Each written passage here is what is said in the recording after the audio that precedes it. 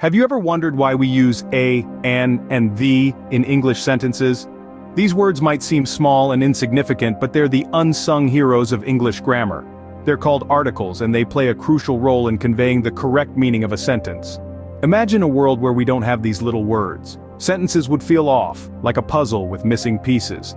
They're the glue that holds our language together, guiding us to understand whether we're talking about something specific, something in general, or something unique. Now, articles may seem daunting at first, especially if you're new to English, but once you get the hang of them, you'll see they're not as scary as they seem. They're like a secret code, and once you crack it, you'll begin to see their magic. So, let's dive into the fascinating world of English articles.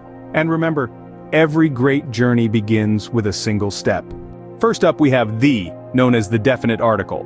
The is a bit of a spotlight, highlighting a specific noun or something unique. Imagine you're at a party and you say, "The cat is on the table."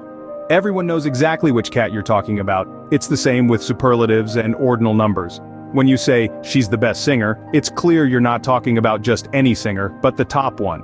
The also loves to hang out with unique things or events. For instance, the sun rises in the east.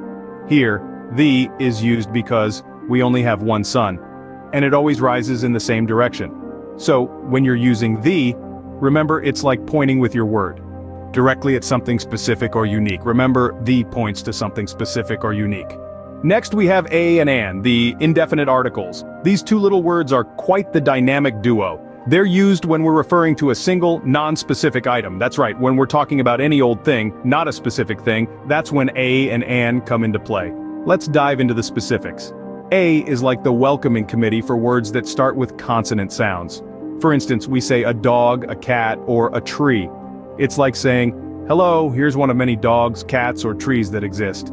On the other hand, and rolls out the red carpet for words that start with vowel sounds. We say an apple, an elephant, or an umbrella. Again, it's a way of saying, meet one of the many apples, elephants, or umbrellas out there. So, a and an are used when we refer to something for the first time, or when we refer to one of many. Finally, there are times when no article is needed. Yes, you heard it right. There are instances when we leave out the articles a, an, and the. For example, before non-countable nouns used in a general sense like, she drinks milk, not the milk. Similarly, before plural countable nouns used in a general sense, we say, cars are fast, not the cars are fast. Now let's talk about abstract nouns. We often omit articles before these when used in a general sense. Love is beautiful, not the love is beautiful. And what about places, institutions, and meals? We often drop the article too. She goes to school, not the school. A quick reminder about specific versus general usage. I saw a cat refers to any cat, while I saw the cat refers to a specific cat we both know. Also, when the same noun is repeated in subsequent sentences, we often omit the article. And that's the basics of using articles in English. Remember, practice makes perfect, so keep using them in your conversations and writings.